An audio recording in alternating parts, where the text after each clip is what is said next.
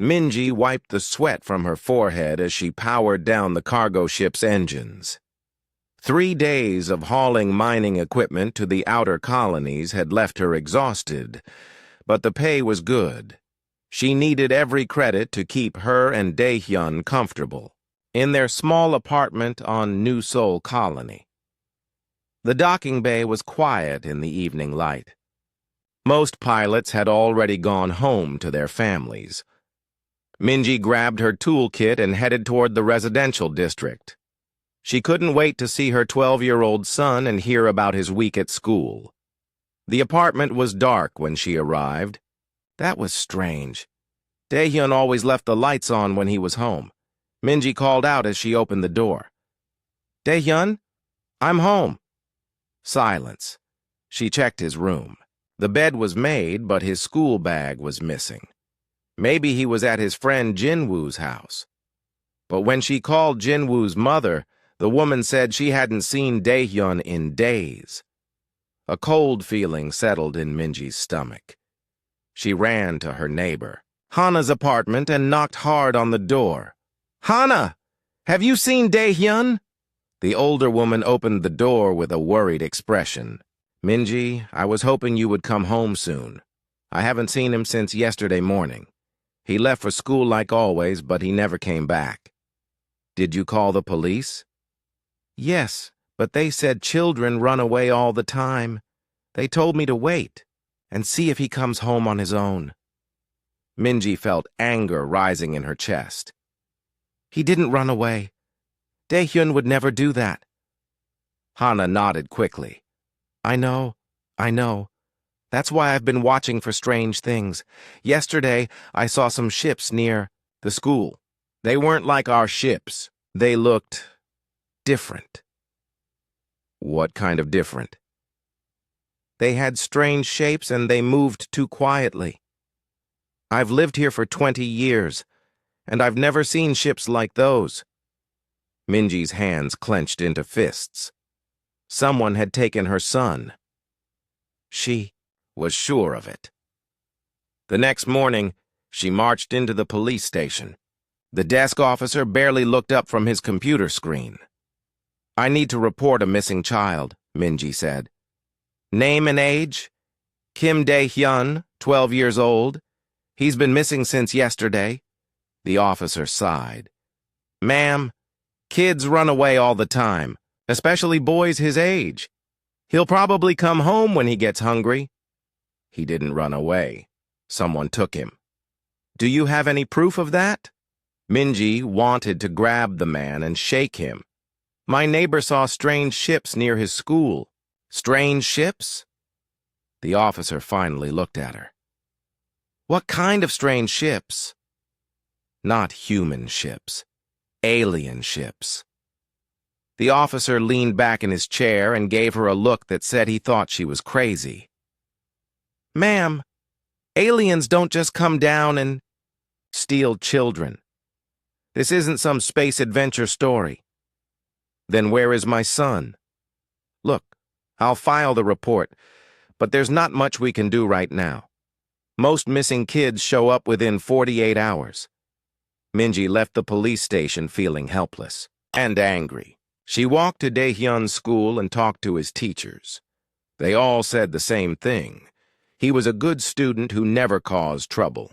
He would never run away. She spent the rest of the day searching the colony. She checked every place Daehyun liked to visit. The game arcade, the noodle shop, the park where they sometimes played soccer. Nothing. That evening, she sat in her apartment staring at the security footage she had finally convinced the school to give her. The quality was poor, but she could see her son walking out of the building at the usual time. Then the image flickered, and he was gone. She played it again and again. There was definitely something wrong with the footage. It looked like it had been edited or damaged somehow. Hana knocked on her door around midnight. "I couldn't sleep," the older woman said. "I keep thinking about those ships I saw. Tell me exactly what you remember." Hana sat down and closed her eyes. They were silver, but not shiny like our ships. More like cloudy silver, and they had no windows that I could see. They moved without making any sound at all. How many were there? 3, I think. They stayed near the school for maybe an hour, then they just disappeared. Not flew away. Disappeared. Minji felt her heart pounding. What time was this? Right after school ended. Around 3:30. That was exactly when Dae-hyun would have been walking home. Minji spent the next day at the spaceport, asking every pilot and mechanic if they had seen unusual ships. Most people ignored her, but finally an old cargo handler named Park pulled her aside. "You're talking about the ships with the weird energy signatures, right?" he said quietly. "Energy signatures?" "Yeah, my scanner picked up something strange 2 days ago. Ships that didn't show up on normal radar, but they were definitely there. Left ion trails heading toward the Kepler system." Minji's blood ran cold. The Kepler system was 3 days away by fast ship. If someone had taken Dae-hyun there, the local police would never help her get him back. She went home and looked at her own ship, the Iyama's Fury. It was officially just a cargo hauler, but over the years, she had made some modifications.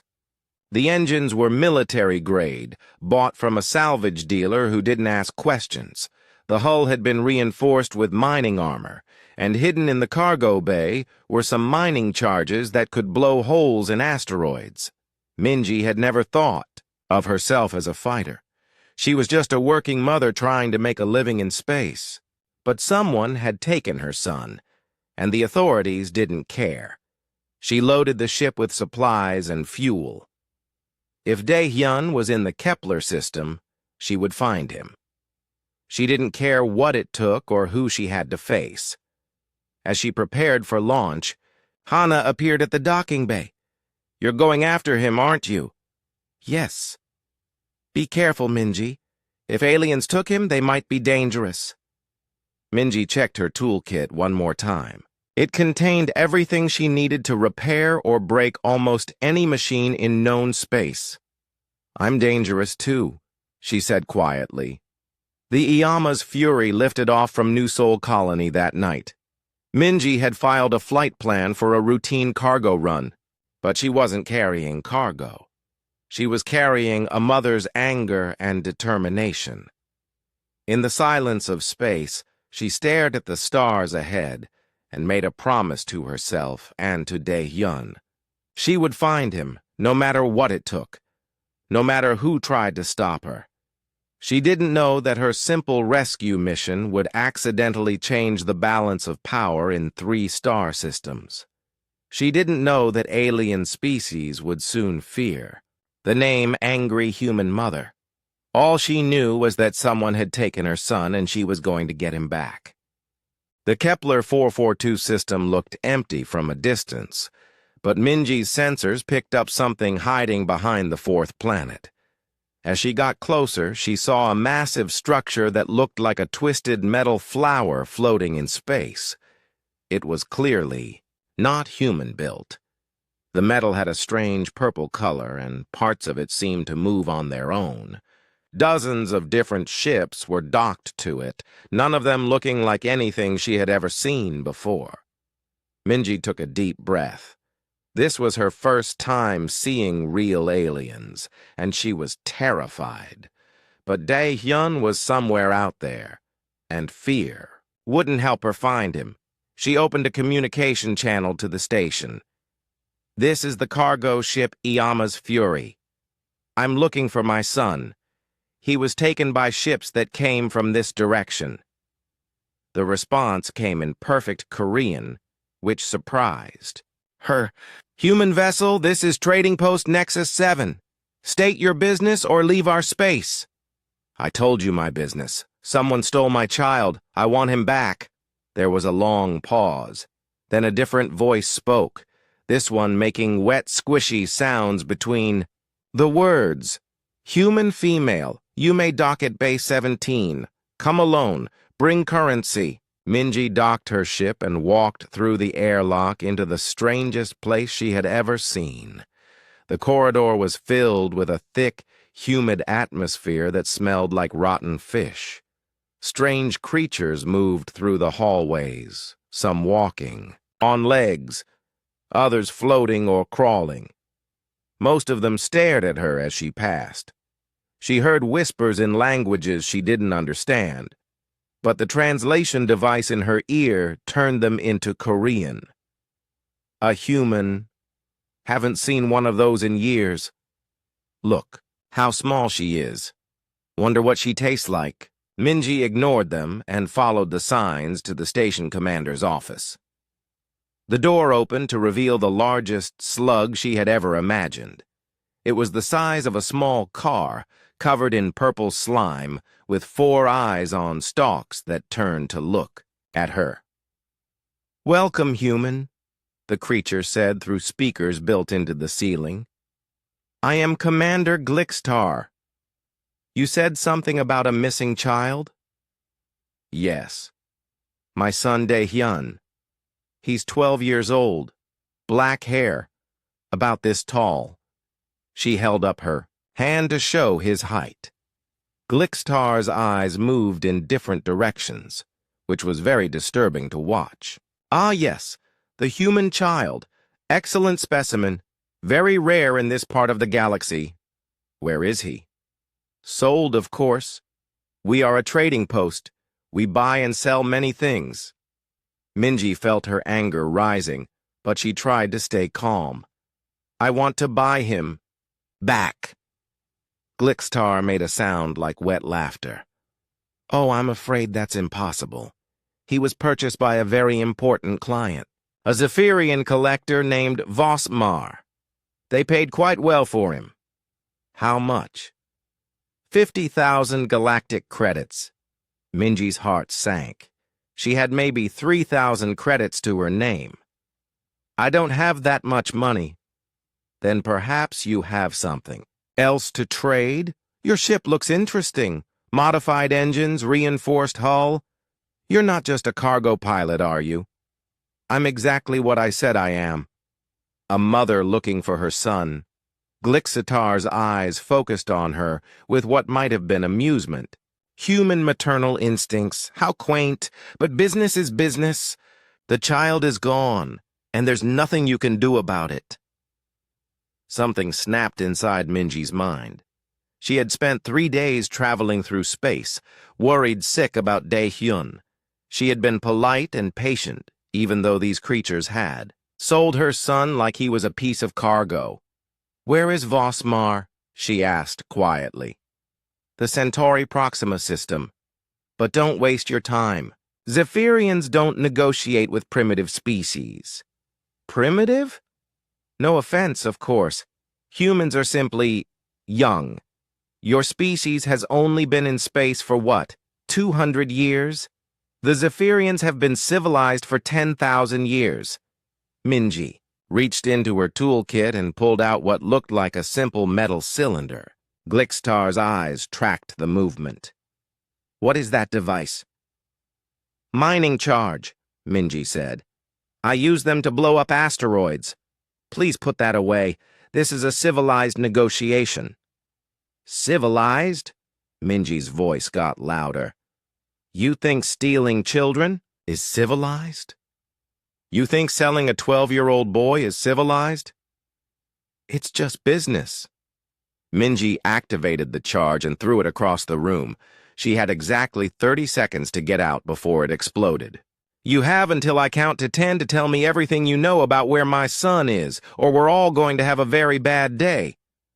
Glixtar's eyes went wide with panic.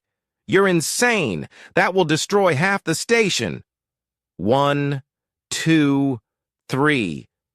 "Wait, I'll tell you everything." 4, 5, 6. Vosmar lives on Crystal City Alpha. It's a floating habitat above Proxima Centauri b. 7, 8. He collects rare beings from across the galaxy. Your son is being kept in the exotic specimen's wing. 9. The access codes are in my computer. Take them. Take anything you want. 10.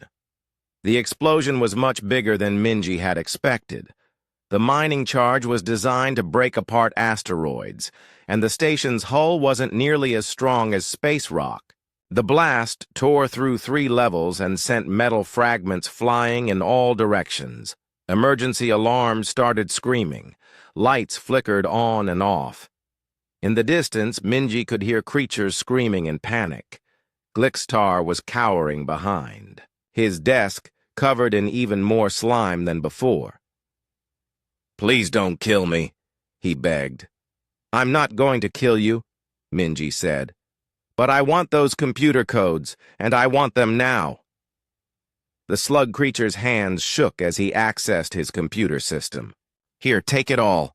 The location of Crystal City Alpha, Vossimar's security systems, everything." Minji downloaded the information to her portable device. As she turned to leave, Glixtar called out to her. "Wait! The other traitors? They'll want to know who did this. What should I tell them?" Minji looked back at the terrified alien. "Tell them that if anyone else takes human children, they'll have to deal with me." As she walked back to her ship, other creatures pressed themselves against the walls to get out of her way. Word of the explosion had spread quickly, and everyone knew she was responsible. At the docking bay, she found a group of alien traders waiting for her. They were all different species. Some looked like giant insects, others like walking plants, and one looked like a floating ball of gas with eyes. The insect creature stepped forward. "Human, we wish to negotiate." "I'm not interested in negotiating. Please, hear us. The damage to the station is extensive. Commander Glixtar says you are responsible." "That's right. We do not wish for more damage. What would it take for you to not be angry with us?" Minji thought about it. "Stop buying and selling children, any children, from any species." The creatures looked at each other nervously. "That is a significant change to our business model." "Then change your business model." The floating gas creature spoke up. "If we agree to this, will you leave peacefully? If you agree to this, and if you help me find my son, then yes." More nervous looks between the aliens. Finally, the insect creature nodded. "We agree. No more children. We will send word to all our trading partners." "Good. Also, would you consider taking command of the station? Commander Glixtar is no longer able to perform his duties effectively." Minji stared at them. "What?" "He has declared you the new station commander. He says it is the only way to appease your wrath." Minji didn't know what to say to that. She just wanted her son back. But if being in charge of this place would help her find other missing children, maybe it was worth considering. "We'll talk about it later," she said. "Right now, I have somewhere else to be." She climbed into her ship and prepared for launch. The Centauri Proxima system was 5 days away at maximum speed. She hoped Daehyun was safe, and she hoped this Vossamar character would be more reasonable than Glixtar. But if he wasn't, she still had plenty of mining charges left. The Centauri Proxima system was beautiful in a way that made Minji's heart ache. Floating cities made of what looked like living crystal orbited the gas giant, their surfaces reflecting starlight like diamonds. Each city was connected to the others by streams of light that pulsed with energy. According to the information she had stolen from Glixtar, Crystal City Alpha was the largest of the floating habitats. It was home to Vossmar, the Zephyrian collector who had bought her son. Minji tried to contact the city's traffic control, but they refused to give her permission to land. "Primitive mammalian vessel, you are not authorized to approach Crystal City Alpha," came the response in a voice that sounded like singing birds. Your species lacks the cultural development necessary for Zephyrian society. I'm here to see Vosmar about a business matter. Collector Vosmar does not conduct business with lower life forms. Depart immediately or face defensive action. Minji looked at her ship's weapons systems. The Ayama's Fury had some defensive guns, but nothing that could fight the elegant warships she could see patrolling around the crystal cities. She needed a different approach. The information from Glixtar included shipping schedules and cargo manifests. It looked like the Zephyrians imported a lot of exotic foods and luxury items from across the galaxy. A plan began to form in her mind. She flew to the edge of the system and waited. 6 hours later, a cargo convoy appeared, heading toward Crystal City Alpha. Minji powered down her engines and let her ship drift in the convoy's path. When the lead cargo ship detected her, she sent a distress signal. Mayday! Mayday! This is cargo hauler Ayama's Fury. My engines have failed and I'm carrying perishable goods for Collector Vosmar. If I don't deliver them soon, they'll spoil. The Zephyrian cargo captain responded immediately. What kind of goods? Minji looked at her emergency rations and tried to sound convincing. Rare earth delicacies, chocolate, coffee, and kimchi. There was a long pause. We have never heard of these substances.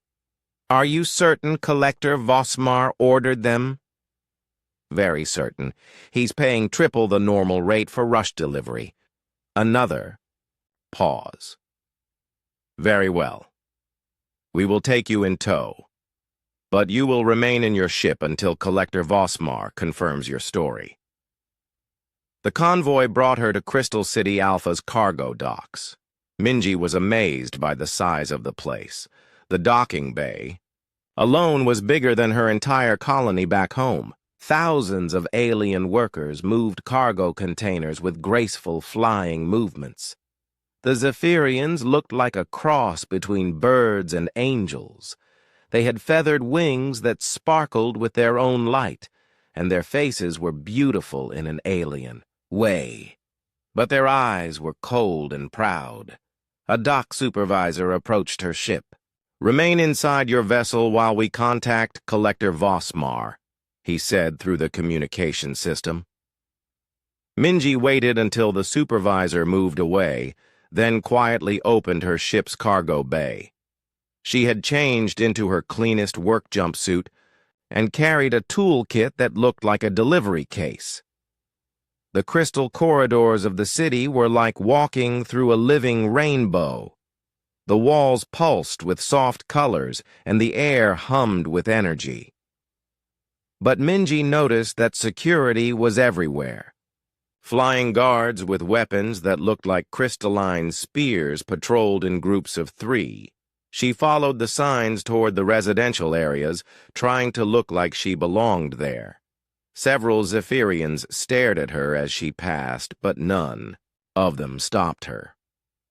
Vosmar's palace was at the top of the city, connected to the main structure by bridges of pure light.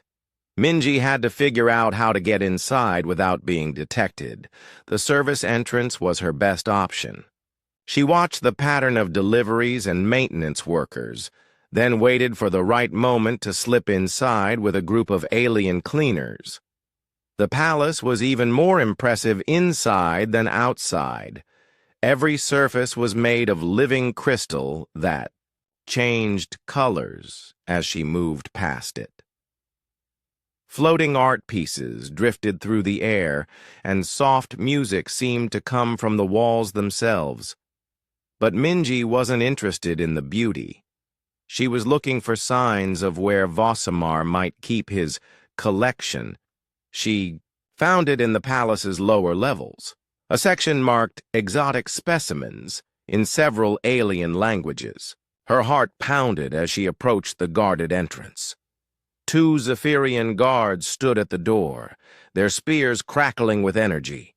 Minji ducked behind a decorative crystal formation and tried to think of a way past them. That's when she heard it. A voice singing a song she knew well. A Korean lullaby she used to sing to Dae-hyun when he was little. Her son was in there. Minji reached into her toolkit and pulled out 2 mining charges. She set the timers for 30 seconds and rolled them down the corridor toward the guards. "Hey!" she shouted. "Catch!" The guards turned toward the sound just as the charges exploded. The blast wasn't as big as the one on the trading station, but it was enough to bring down part of the crystal ceiling and fill the corridor with dust and debris.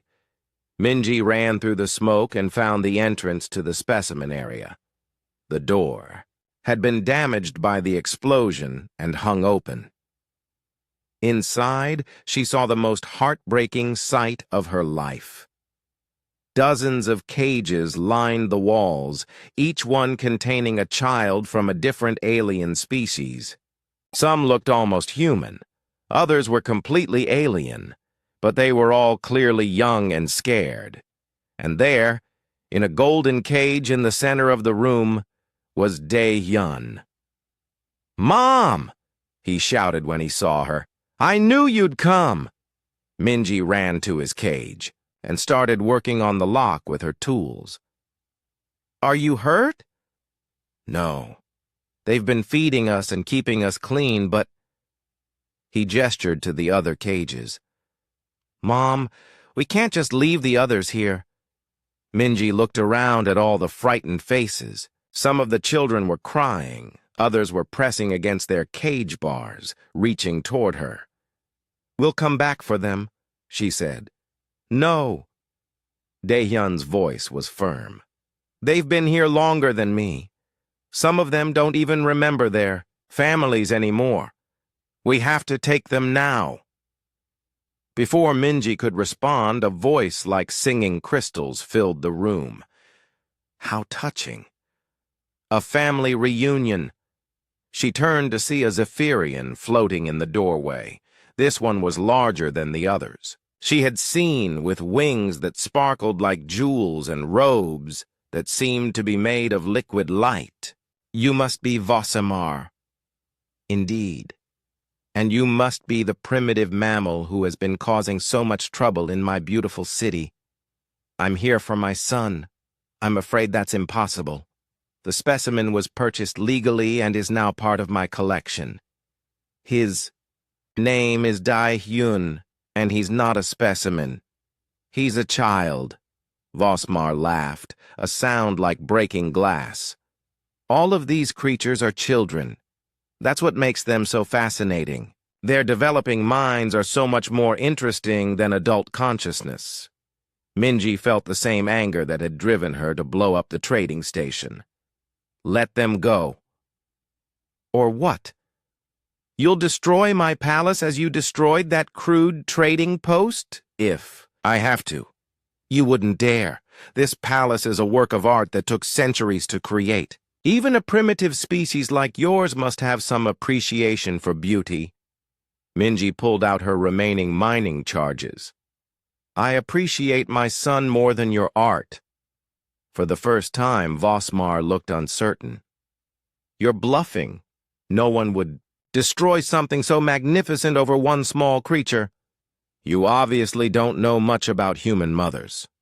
She activated the first charge and threw it at the far wall. The explosion sent cracks running through the crystal structure and made the whole building shake. "Stop!" Vosmar screamed. "You're destroying irreplaceable beauty." "Then open the cages." "I can't. Even if I wanted to, I've already sold most of them to other collectors." "The transaction is complete." Minji activated another charge. "Who did you sell them to?" "Various buyers. Some went to private collectors, others to research facilities." The building shook again as another explosion rocked the palace. The human child was sold to the Korvac Empire for their behavioral studies program. Minji's blood ran cold. She had heard of the Korvacs. They were known throughout the galaxy as ruthless militarists who conducted experiments on other species. Where? Research Facility Omega-7 in the Vega system. But you'll never get him back from there. The Korvax don't negotiate with anyone. Minji threw her third charge at the ceiling. As crystal fragments rained down around them, she used her tools to break open every cage she could reach. "Run!" she shouted to the children. "Get to the docking bay!" The young aliens didn't need to be told twice. They scrambled out of their cages and ran for the exit. Daehyun stayed by his mother's side, helping the smaller children who were too frightened to move on their own. As they fled through the collapsing palace, Minji could hear Vosmar screaming behind them about the destruction of priceless art. They made it to the docking bay just as the upper levels of the palace began to collapse into the city below. Minji bundled as many children as she could fit into her cargo hold and took off as fast as her engines could manage. As they escaped into space, she looked back to see half of Crystal City Alpha glowing with emergency lights. The beautiful crystal. Structures were cracked and dark where the palace had fallen. She felt a moment of guilt about the destruction she had caused. Then she looked at Daehyun and the other rescued children, and the guilt disappeared. "Mom," Daehyun said quietly, "the Korvax are really bad, aren't they?" "Yes," she admitted, "but we're going to get those other kids back too." She didn't know that her actions had been detected by Zephyrian military. The stolen Korvax transport was not designed for long-distance travel with 63 passengers. Children from a dozen different alien species were crowded into cargo areas meant for military equipment, and the life support systems were working at maximum capacity. Minji had managed to contact the refugee station where she had left the first group of rescued children, but the station commander told her they were already overcrowded and couldn't take any more refugees. "We need somewhere safe to regroup," she told Daehyun, as he piloted the transport through an asteroid field. Her son had become surprisingly good at flying the alien ship, but she could see the exhaustion in his young face. "What about that trading post where you found me the first time?" he suggested. "Nexus 7? I kind of blew it up." "Only part of it. And the aliens there were scared of you, right? Maybe they'll help us if we ask nicely." Minji considered it. Glixtar and his traders had promised to stop dealing in children, and they had seemed genuinely terrified of making her angry again. It might be their best option. 3 days later, they arrived at Nexus 7 to find the trading post buzzing with activity. New sections had been built to replace the ones destroyed in her mining charge explosion, and there were more ships docked there than ever before. Commander Glixtar himself met them at the docking bay, his 4 eye stalks twitching nervously. "Admiral, Minji," he said in his wet, squishy voice. "Welcome back to your station." "Admiral? My station?" "Of course. You are the commander here now. We have been following your orders and preparing for your return."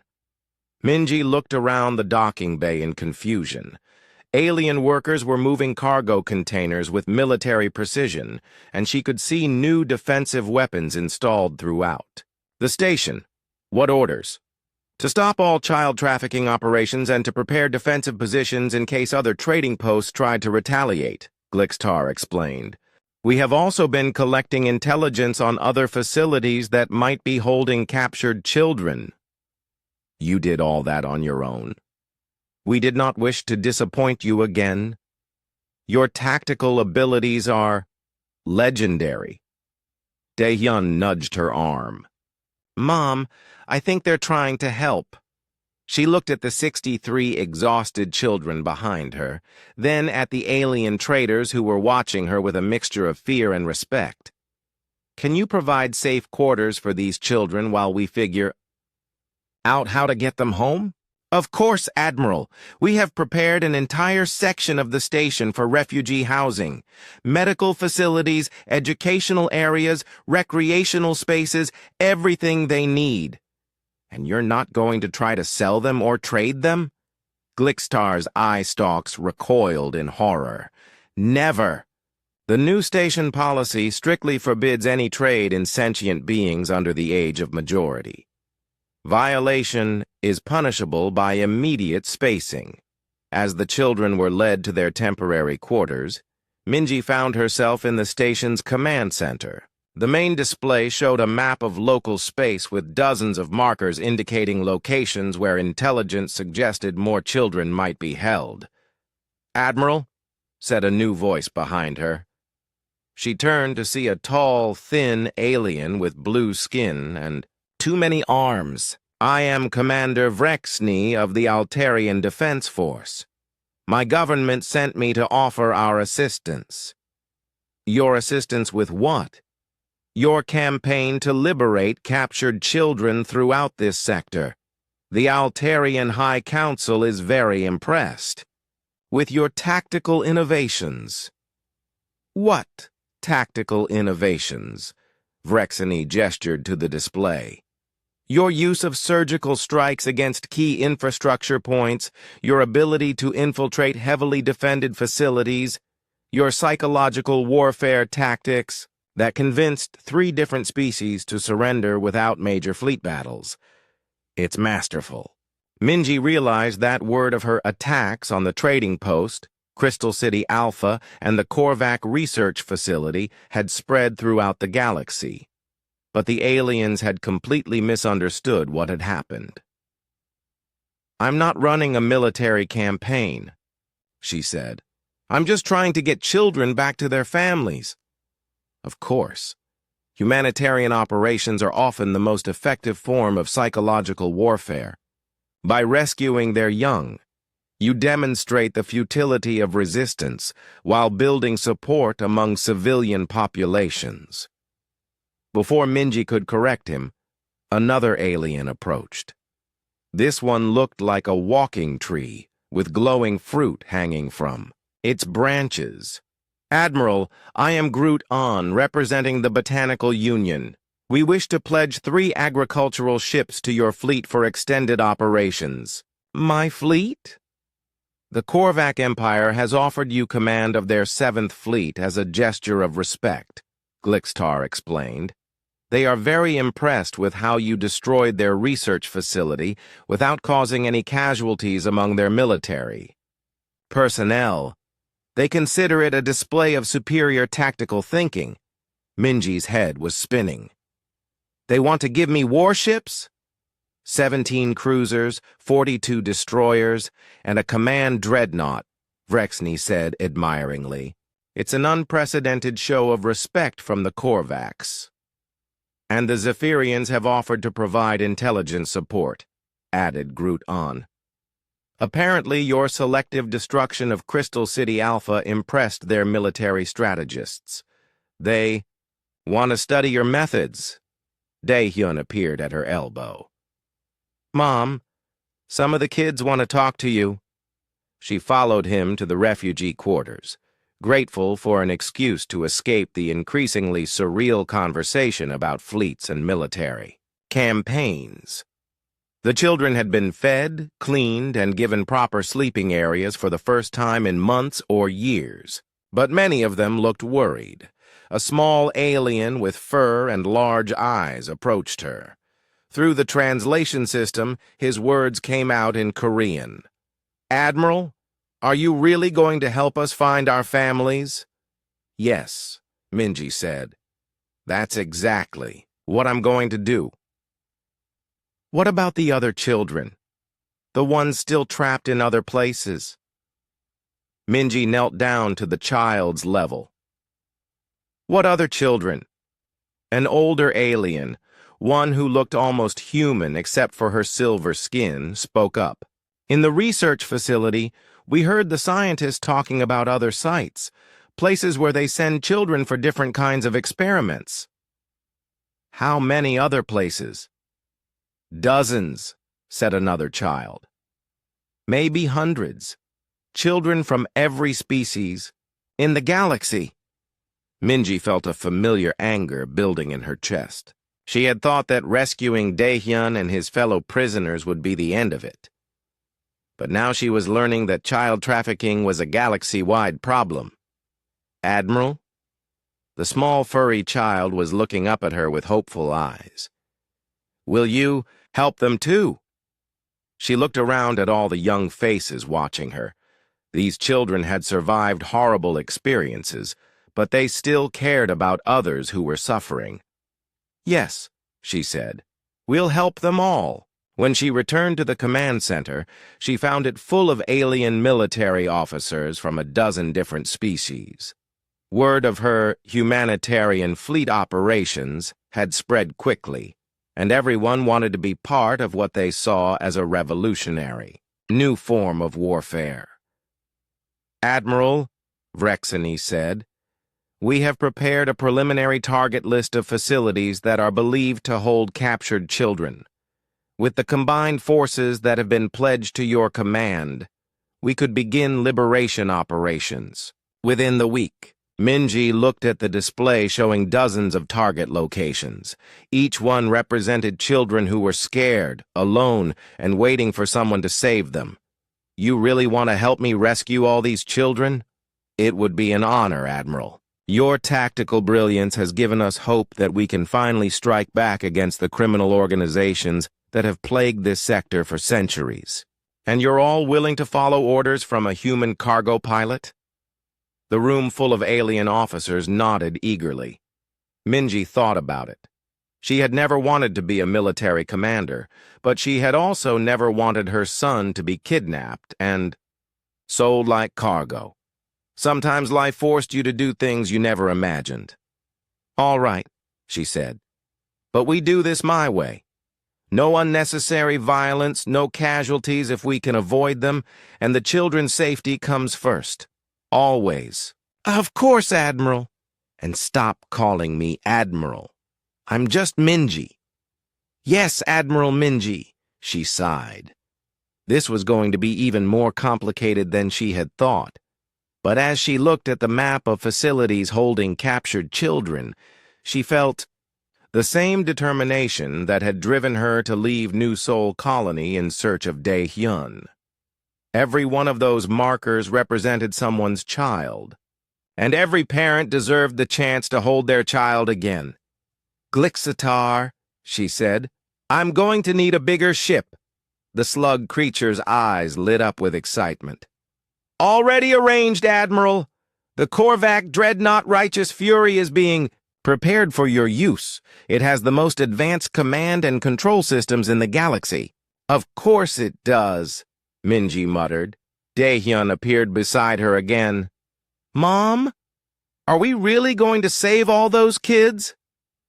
We're going to try, son. We're going to try. She didn't know that her acceptance of the alien fleet command had just made her one of the most powerful military leaders in the galaxy. She didn't know that intelligence services throughout known space were frantically trying to figure out what human strategic doctrine could produce such consistently effective results. All she knew was that there were children out there who needed help, and she had somehow acquired the resources to help them. It was time to get to work. The Galactic Council chambers were the most impressive structure Minji had ever seen. The building was a massive crystal dome that floated in empty space at the center of the galaxy, connected to nothing but held in place by technology she couldn't understand. Inside, representatives from thousands of species sat in tiered sections that rose up like a giant amphitheater. Each delegation had its own environmental bubble to accommodate different atmospheric needs, creating a rainbow of colored gases and lighting effects. Minji felt very small as she walked down the central aisle toward the speaker's platform. She was wearing her cleanest work jumpsuit and carrying the same toolkit she had used to rescue the children. Behind her walked Daehyun, who had insisted on coming to Help translate when the grown-ups get confused. The council president was a being that looked like a living cloud of sparkles with eyes. Its voice echoed from speakers throughout the chamber. Human Minji of Earth Colony New Sol, you have been summoned to explain your recent military actions in the Kepler, Centauri Proxima, and Vega systems. Military actions? Minji stepped up to the speaking platform's microphone. I was just trying to get my son back. A wave of chittering, chirping, and buzzing sounds swept through the chamber as the various alien species translated her words to each other. You claim that the systematic destruction of 3 major installations was merely a rescue operation? Asked a Zephyrian delegate, his crystal feathers ruffling with indignation. I didn't systematically destroy anything. I used mining charges to blow up some walls and computers. Mining charges? The Korvac representative's mandibles clicked rapidly. You mean the precision explosives that created cascade failures in our most secure research facility? They're just basic mining equipment. I use them to break up asteroids. More alien chatter filled the chamber. Minji could hear fragments of translation. Ingenious deception. Pretending ignorance. Psychological warfare tactics. The council president's sparkly form pulsed brighter. Human Minji, you have been credited with developing revolutionary warfare strategies that have forced 3 major powers to surrender territory and resources. Do you deny this? I don't know anything about warfare strategies. I just wanted the people who stole children to give them back. A delegate from the Botanical Union rustled its leaves. Are you claiming that your tactical success was accidental? What? Tactical success? I kept blowing things up by mistake and everyone got scared. The chamber erupted in chaos. Hundreds of alien voices spoke at once, translation systems overloading as species tried to process what she had said. Silence! The council president's voice boomed through the chamber. Human Minji, are you stating for the official record that you conquered 3 star systems by accident? I didn't conquer anything. I just wanted my kid back, and everyone kept trying to stop me, so I had to improvise. Daehyun tugged on her sleeve. Mom, I think they're confused because they don't understand about human mothers. What do you mean? Well, they keep talking about tactics and strategy, but you weren't thinking about any of that stuff. You were just doing whatever you had to. Do to save me and the other kids. The council president's sparkles dimmed as it processed this. Young human, are you suggesting that your mother's actions were driven by parental instinct rather than military calculation? Of course. Any human mom would have done the same thing. Another wave of alien chatter, this time with an undertone of what sounded like panic. Any human mother? Asked the Altarian delegate.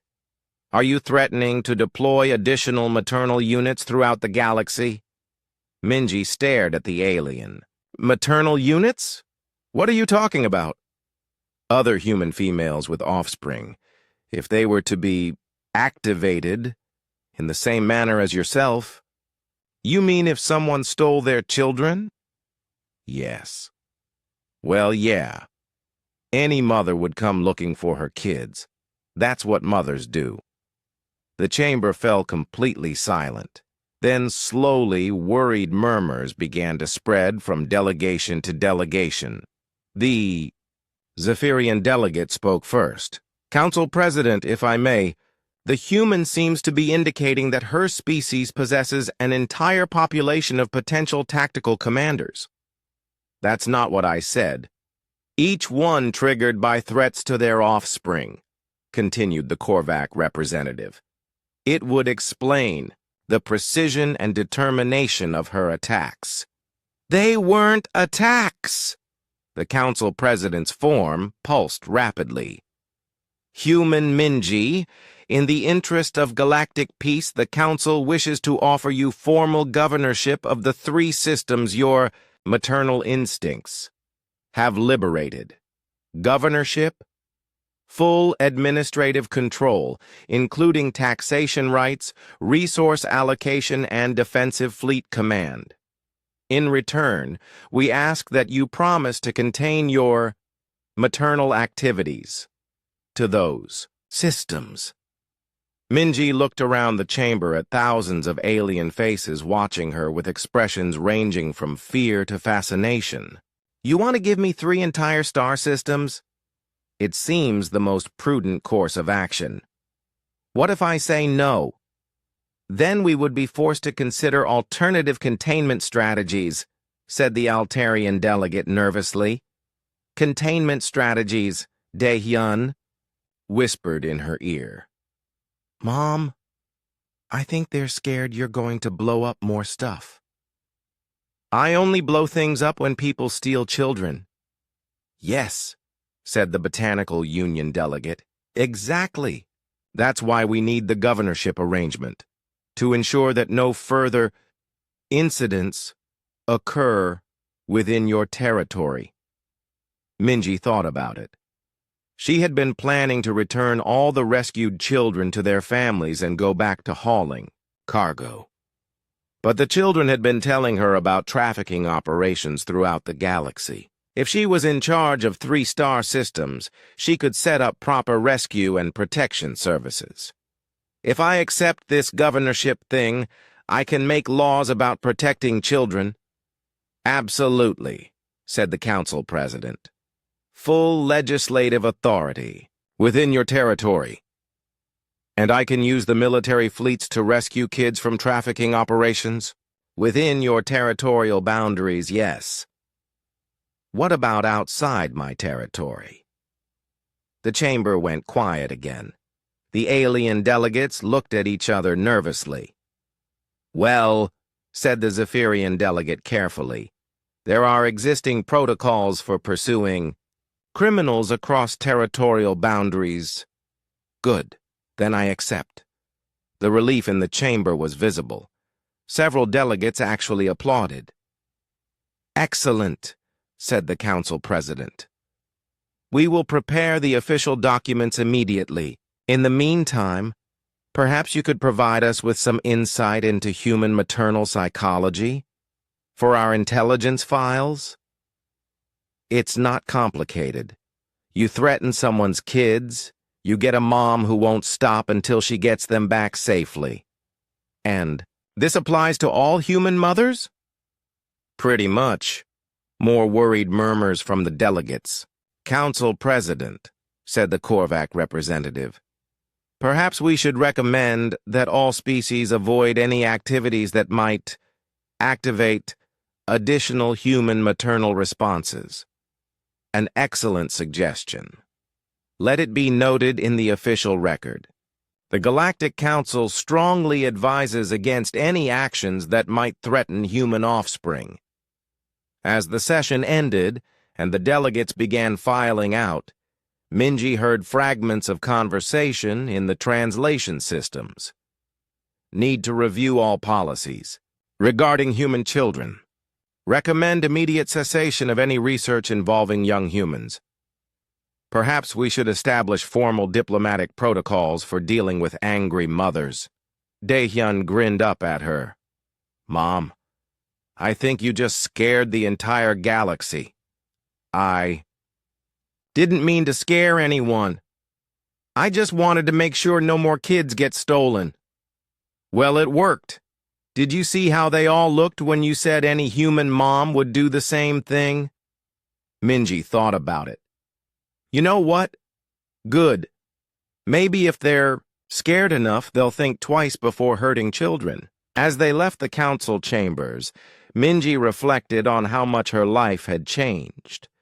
A few weeks ago, she had been a simple cargo pilot. Now she was apparently the governor of 3 star systems and the commander of a multi-species fleet.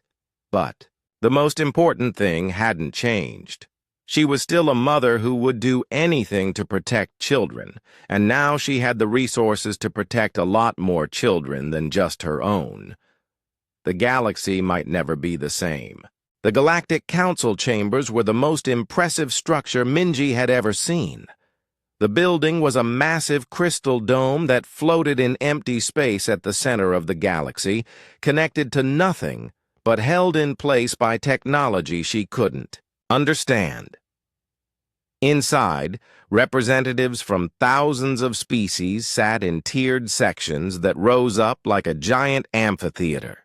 Each delegation had its own environmental bubble to accommodate different atmospheric needs, creating a rainbow of colored gases and lighting effects. Minji felt very small as she walked down the central aisle toward the speaker's platform. She was wearing her cleanest work jumpsuit and carrying the same toolkit she had used to rescue the children. Behind her walked Dae-hyun, who had insisted on coming to help translate when the grown-ups get confused. The council president was a being that looked like a living cloud of sparkles with eyes. Its voice echoed from speakers throughout the chamber. Human Minji of Earth Colony New Seoul, you have been summoned to explain your recent military actions in the Kepler, Centauri Proxima, and Vega systems. Military actions? Minji stepped up to the speaking platform's microphone. I was just trying to get my son back. A wave of chittering, chirping, and buzzing sounds swept through the chamber as the various alien species translated her words to each other. You claim that the systematic destruction of 3 major installations was merely a rescue operation? Asked a Zephyrian delegate, his crystal feathers ruffling with indignation. I didn't systematically destroy anything. I used mining charges to blow up some walls and computers. Mining charges? The Korvac representative's mandibles clicked rapidly.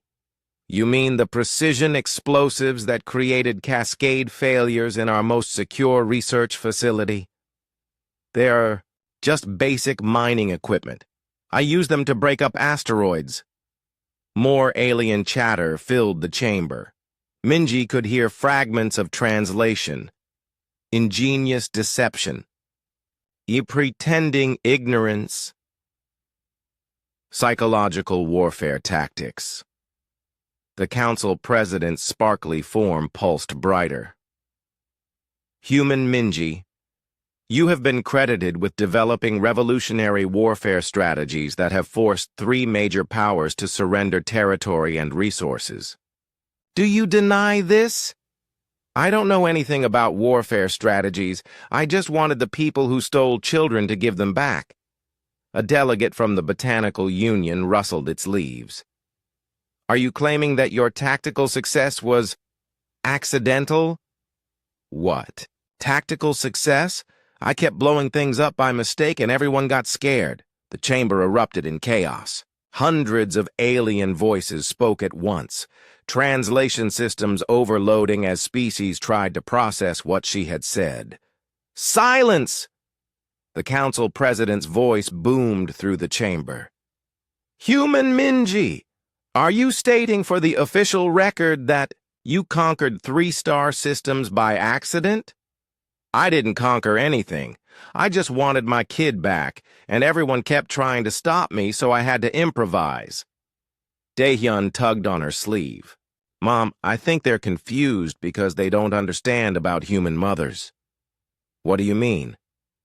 Well, they keep talking about tactics and strategy, but you weren't thinking about any of that stuff. You were just doing whatever you had to do to save me and the other kids. The council president's sparkles dimmed as it processed this. Young human, are you suggesting that your mother's actions were driven by parental instinct rather than military calculation? Of course. Any human mom would have done the same thing. Another wave of alien chatter, this time with an undertone of what sounded like panic. Any human mother? Asked the Altarian delegate. Are you threatening to deploy additional maternal units throughout the galaxy? Minji stared at the alien. Maternal units? What are you talking about? Other human females with offspring. If they were to be activated in the same manner as yourself. You mean if someone stole their children? Yes. Well, yeah, any mother would come looking for her kids. That's what mothers do. The chamber fell completely silent. Then, slowly, worried murmurs began to spread from delegation to delegation. The Zephyrian delegate spoke first. Council President, if I may, the human seems to be indicating that her species possesses an entire population of potential tactical commanders. That's not what I said. Each one triggered by threats to their offspring, continued the Korvac representative. It would explain the precision and determination of her attacks. They weren't attacks! The Council President's form pulsed rapidly. Human Minji, in the interest of galactic peace, the Council wishes to offer you formal governorship of the three systems your maternal instincts have liberated. Governorship? Full administrative control, including taxation rights, resource allocation, and defensive fleet command. In return, we ask that you promise to contain your maternal activities to those systems. Minji looked around the chamber at thousands of alien faces watching her with expressions ranging from fear to fascination. You want to give me 3 entire star systems? It seems the most prudent course of action. What if I say no? Then we would be forced to consider alternative containment strategies, said the Altarian delegate nervously. Containment strategies? Dae-hyun whispered in her ear. Mom, I think they're scared you're going to blow up more stuff. I only blow things up when people steal children. Yes, said the Botanical Union delegate. Exactly. That's why we need the governorship arrangement, to ensure that no further incidents occur within your territory. Minji thought about it. She had been planning to return all the rescued children to their families and go back to hauling cargo. But the children had been telling her about trafficking operations throughout the galaxy. If she was in charge of 3 star systems, she could set up proper rescue and protection services. If I accept this governorship thing, I can make laws about protecting children? Absolutely, said the Council President. Full legislative authority within your territory. And I can use the military fleets to rescue kids from trafficking operations? Within your territorial boundaries, yes. What about outside my territory? The chamber went quiet again. The alien delegates looked at each other nervously. Well, said the Zephyrian delegate carefully, there are existing protocols for pursuing criminals across territorial boundaries. Good. Then I accept. The relief in the chamber was visible. Several delegates actually applauded. Excellent, said the Council President. We will prepare the official documents immediately. In the meantime, perhaps you could provide us with some insight into human maternal psychology for our intelligence files. It's not complicated. You threaten someone's kids, you get a mom who won't stop until she gets them back safely. And this applies to all human mothers? Pretty much. More worried murmurs from the delegates. Council President, said the Korvac representative, perhaps we should recommend that all species avoid any activities that might activate additional human maternal responses. An excellent suggestion. Let it be noted in the official record. The Galactic Council strongly advises against any actions that might threaten human offspring. As the session ended and the delegates began filing out, Minji heard fragments of conversation in the translation systems. Need to review all policies. Regarding human children, I recommend immediate cessation of any research involving young humans. Perhaps we should establish formal diplomatic protocols for dealing with angry mothers. Daehyun grinned up at her. Mom, I think you just scared the entire galaxy. I didn't mean to scare anyone. I just wanted to make sure no more kids get stolen. Well, it worked. Did you see how they all looked when you said any human mom would do the same thing? Minji thought about it. You know what? Good.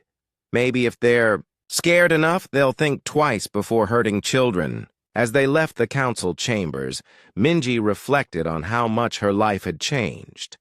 A few weeks ago, she had been a simple cargo pilot. Now she was apparently the governor of 3 star systems and the commander of a multi-species fleet. But the most important thing hadn't changed. She was still a mother who would do anything to protect children, and now she had the resources to protect a lot more children than just her own. The galaxy might never be the same. The Korvac dreadnought Righteous Fury was nothing like Minji's old cargo hauler.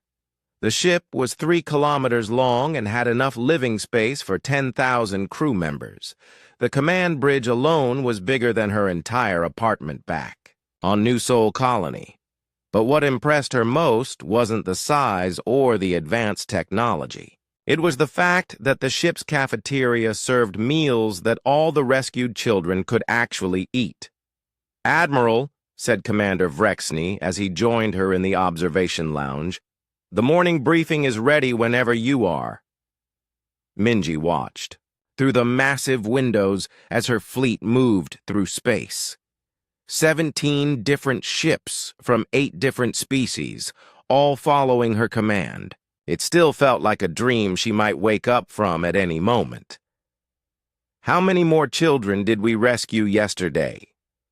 43 from the asteroid mining operation, 12 from the research station, and 6 from that disgusting auction house the Vraxians were running.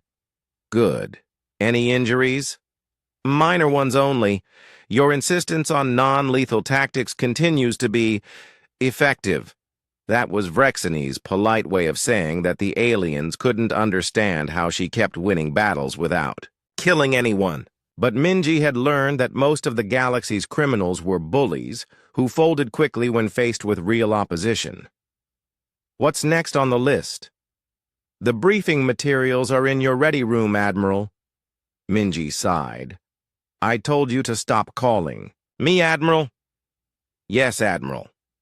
She made her way to the ready room, which was decorated with trophies and battle honors from decades of Korvac military campaigns. The walls were covered with tactical displays showing the current status of her 3 star systems. The Kepler 442 system was doing well. The old trading post had been expanded into a proper refugee processing center, and Glixtar had turned out to be surprisingly good at organizing humanitarian operations. The Vraxian traders had completely switched from smuggling to legitimate cargo hauling, and several of them had volunteered to help with rescue missions. The Centauri Proxima system was more complicated.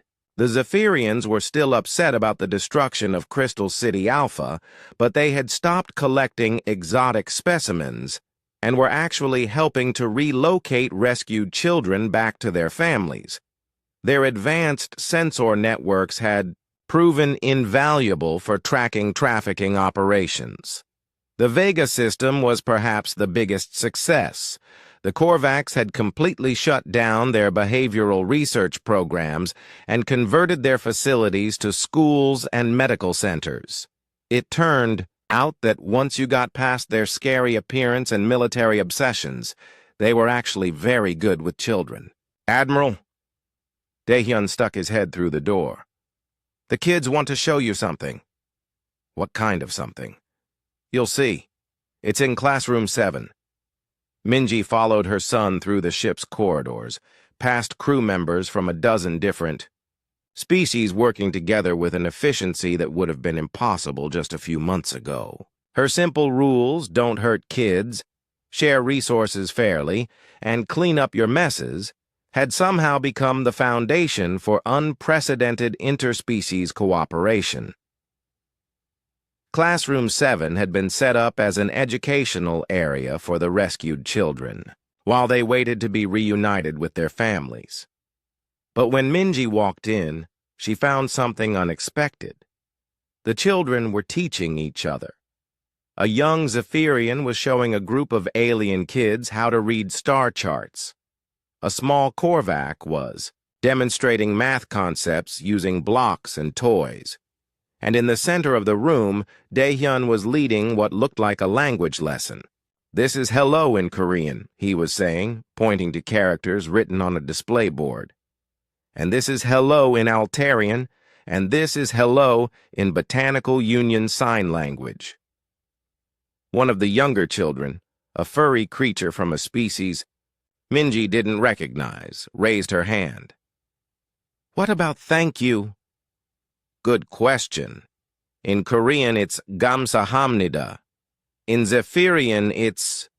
Daehyun made a series of musical chirping sounds. "And in Korvac, it's..." He clicked his tongue in a complex rhythm. Minji watched in amazement as 30 children from different worlds practiced greeting each other in a dozen languages. They were creating something new, a way for young beings from across the galaxy to communicate and understand each other. "It's beautiful, isn't it?" said a voice behind her. She turned to see Dr. Beth Al, the Altarian medical officer who had become the unofficial coordinator of the children's education programs. "They're just teaching each other languages." "No, Admiral.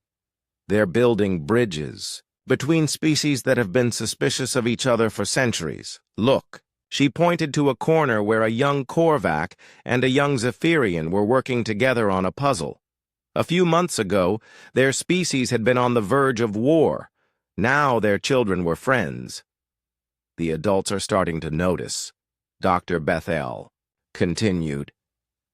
"Diplomats from the Galactic Council have been asking questions about our integration protocols. They want to know how we achieved such rapid interspecies cooperation. We didn't do anything special. We just put the kids together and let them figure it out." "Exactly. And that's what makes it so remarkable." Later that day, Minji was in her office reviewing reports when Commander Vrexny arrived with news. "Admiral, we've received a formal communication from the Galactic Council. They want to establish permanent diplomatic missions in all 3 of your systems. Why? Apparently, your territories have become the most peaceful and prosperous region in this sector of the galaxy. Trade is up by 300%. Interspecies conflicts are down to nearly 0, and several species have requested to relocate their colonies here." Minji rubbed her forehead. "All I did was tell people to stop stealing children and be nice to each other." "Yes, Admiral. It's been remarkably effective." "What else do the reports say?" Vrexny consulted his data pad. "The rescue operations are going well. We've liberated over 400 children in the past month, and the trafficking networks are starting to collapse. Word has spread that attacking children in this sector will result in immediate retaliation from the maternal fleet." "Maternal fleet?" "That's what the intelligence services are calling us. They've also established something called the Minji protocols, emergency procedures for when angry human parents enter their space." "That's ridiculous." "Perhaps, but it appears to be working. Several species have completely banned child trafficking rather than risk triggering a maternal response." That evening, Minji stood in the observation lounge watching the stars. Her fleet was heading toward the outer rim, where intelligence reports suggested a major trafficking hub was operating. Daehyun joined her at the window. "Are you okay, Mom? You look tired." "I am tired. I never wanted to be in charge of all this. But you're good at it." "I'm good at fixing broken things and..." Protecting people I care about. I don't know anything about running star systems or commanding fleets. You know about making sure people are safe and treating everyone fairly? Isn't that what good leaders do? Minji looked at her son with pride.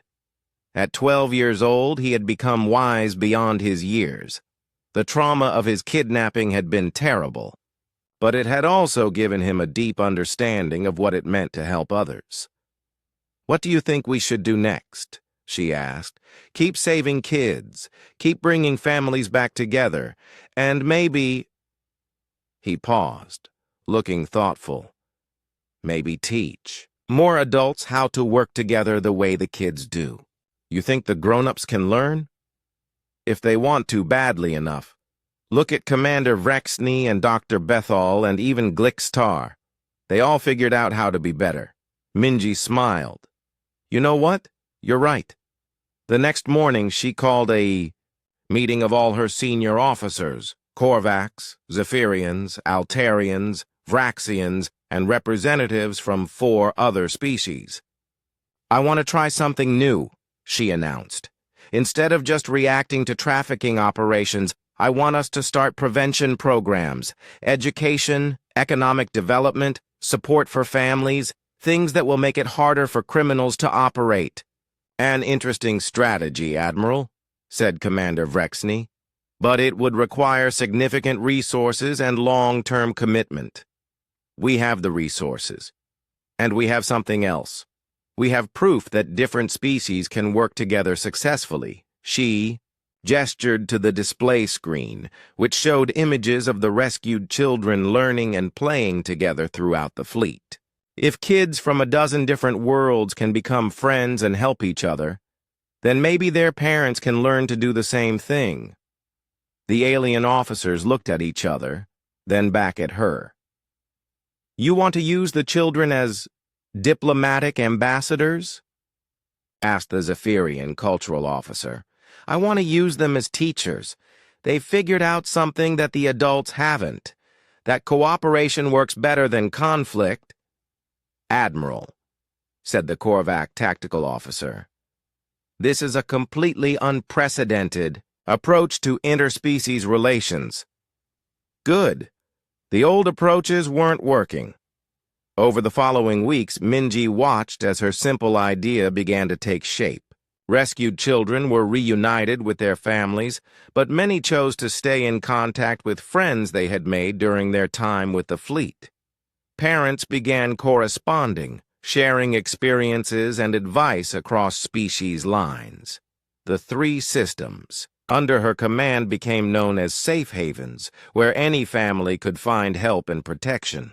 Immigration requests poured in from across the galaxy. 6 months after leaving to find her missing son, Minji finally returned to New Sol Colony. But she wasn't traveling in her old cargo hauler anymore. The Ayama's Fury now served as the flagship of a small diplomatic convoy that included ships from 5 different alien species.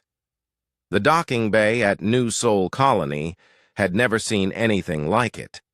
Crowds gathered to watch as Zephyrian crystal ships, Korvac military transports, and Altarian diplomatic vessels settled onto the landing pads alongside Minji's familiar cargo hauler.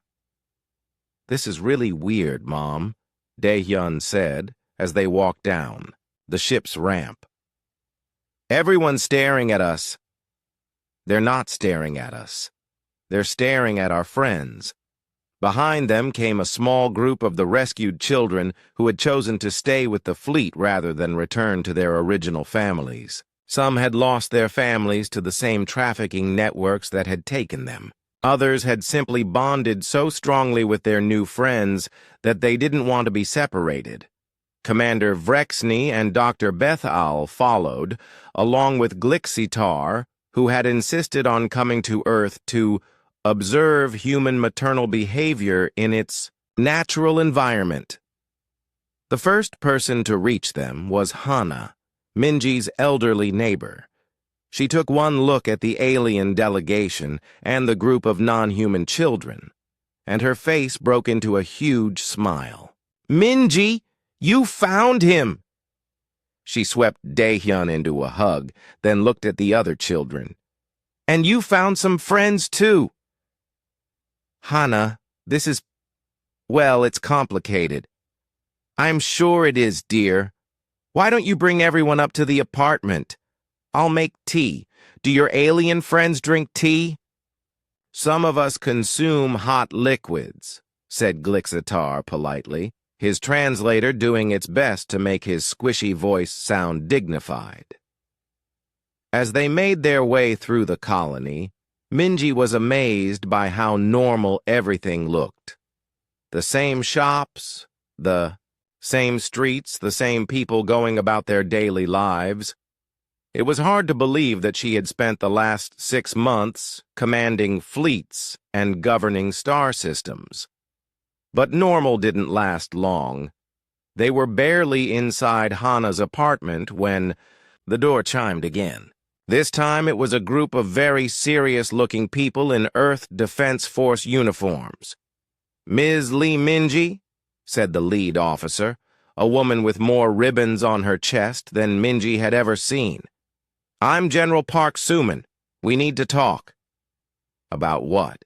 "About the fact that you've apparently created humanity's first interstellar empire without authorization from Earth Command." Minji sighed. "It's not an empire. It's just 3 star systems that needed better management. 3 star systems with a combined population of 40 billion beings, command of 17 military fleets, and diplomatic treaties with 37 alien species. When you put it like that, it sounds bigger than it actually is." General Park looked around the apartment at the alien children playing with Daehyun's old toys and the various alien officers trying to fit into human-sized furniture. "Ms. Lee, do you have any idea what kind of situation you've created?" "I rescued some kids and tried to make sure it wouldn't happen again." "You've accidentally established the most successful human diplomatic and military operation in galactic history. The Galactic Council has designated Earth as a Tier 1 civilization, based entirely on your activities. What does that mean? It means humanity now has a permanent seat on the Galactic Council, voting rights in interspecies legislation, and access to advanced technologies that we've been trying to obtain for decades." Commander Vrexny cleared his throat. "If I may, General Park, the Admiral's achievements go beyond simple diplomatic success. The Maternal Federation has become the most stable and prosperous region in this sector of the galaxy." Maternal Federation? That's what they're calling my 3 systems, Minji explained. "I tried to get them to change the name, but apparently it stuck." General Park sat down heavily in one of Hana's chairs. "The President wants to offer you a commission as Admiral in the Earth Defense Force." "I'm not interested in military ranks." "The Galactic Council wants to appoint you as Earth's official ambassador to the Interspecies Alliance." "I'm not interested in diplomatic positions either." "Then what do you want?" Minji looked around the room at Daehyun teaching alien children how to play Korean card games, at Hana offering tea to Commander Vrexny, at Dr. Beth Al examining the apartment's medical scanner with professional curiosity. "I want to go back to hauling cargo and making sure my son does his homework." "You can't be serious." "I'm completely serious. I never wanted to be in charge of anything. I just wanted my kid back." General Park looked at her in disbelief. "You're going to walk away from the most powerful position any human has ever held?" "I'm not walking away from anything. The Maternal Federation is running fine without me constantly looking over everyone's shoulder. Commander Vrexny and the others know what they're doing. But the rescue operations will continue. I've set up training programs for other parents who want to help find missing children. Turns out I'm not the only human who gets angry when kids are in danger." That was true. Word of Minji's success had spread throughout human space, and dozens of parents had volunteered to join what the media was calling the maternal fleet. They were learning the same techniques Minji had developed, combining determination, improvisation, and an absolute refusal to give up. "Admiral," said Glixtar, "surely you cannot abandon your responsibilities to the billions of beings who depend on your leadership?" "I'm not abandoning anyone. I'm delegating. That's what good leaders do, right?" Over the next few hours, Minji's apartment became an impromptu diplomatic meeting as representatives from Earth Command, the Galactic Council, and various alien species tried to convince her to maintain her official positions. She listened politely to all of them, then made her decision. "I'll keep the governorship of the three systems, but only as a backup. If there are problems the local administrators can't handle, they can call me. I'll help with rescue operations when needed, but I'm not going to command fleets on a daily basis." "What about your position as Earth's representative to the Galactic Council?" asked General Park. "I'll go to important meetings, but I'm not moving to the council chambers. I have a life here." "And the Maternal Federation?" "We'll keep operating under the same principles it always has. Don't hurt kids, share resources fairly, clean up your messes." That evening, after the diplomats and military officers had finally left, Minji sat on her balcony watching the sunset over New Sol Colony. Daehyun joined her, along with 3 of the alien children who had decided to stay with them. "Do you think you made the right choice, Mom?" Daehyun asked. "I think I made the choice that lets me sleep at night." "What if someone else's kid gets stolen?" Minji smiled and pulled out her communicator, which was already beeping with an incoming message. The display showed a desperate-looking man from the Mars colonies.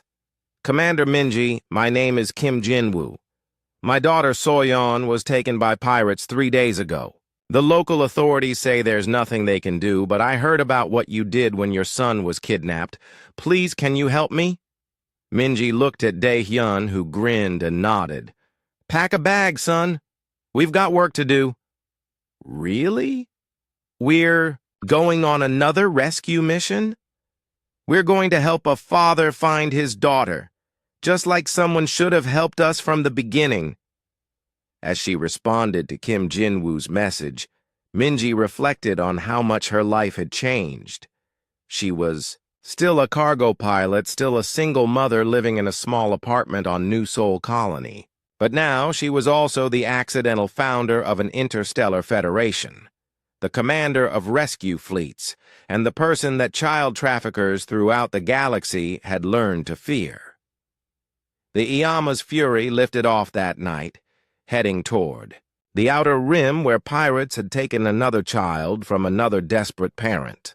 In the cargo hold, along with her mining equipment and improvised weapons, Minji carried something new: communication devices that could instantly connect her to hundreds of parents throughout human space who were ready to help with rescue operations. He had never intended to change the galaxy. She had just wanted her son back. But sometimes the most powerful revolutions start with a single parent who refuses to accept that their child is gone forever. As they jumped to hyperspace, Daehyun looked up from the navigation controls. "Mom, do you think the galaxy is safer now?" "For kids? Yeah, I think it is." "Good. That's what matters." Minji smiled as she watched the stars streak past the viewports. Somewhere out there, a little girl named Soyeon was waiting for someone to come find her. They were on their way. Behind them, the Maternal Federation continued to grow and prosper. The 3 star systems had become a beacon of hope for families throughout the galaxy. The Galactic Council had established the Minji Protocols as standard procedure for dealing with child trafficking cases. And somewhere in the vast bureaucracy of interspecies government, there was a standing order that no military force in known space should ever, under any circumstances, get between a human mother and her missing child. The galaxy had learned to respect the power of maternal determination, and Minji Lee, former cargo pilot turned accidental conqueror, continued to do what she had always done, whatever it took to bring children home safely to the people who loved them.